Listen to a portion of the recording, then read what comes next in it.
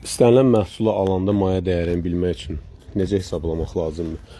Əgər həmin məhsulu tez-tez alırsınızsa, təxmini 3-ə bölün, 3də biri üzərinə qoyub 10 satan qazanır. Hərdən birdən alırsınızsa 100%-ını qazanır. 2-yə bölün, 700 yarısını 10 satan qazanır.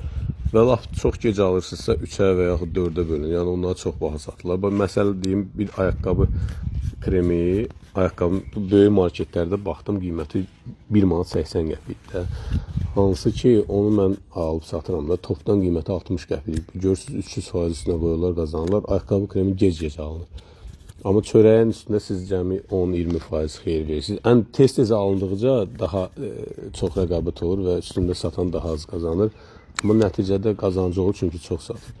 Əsasən geyimi əgər bilməksə, geyimi həmişə 2-yə bölün. Məsələn, nə isə gördünüz 60 manata, birinci mayası 30 manat.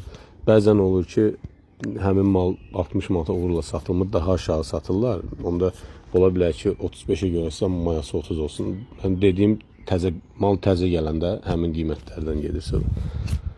Sağ olun.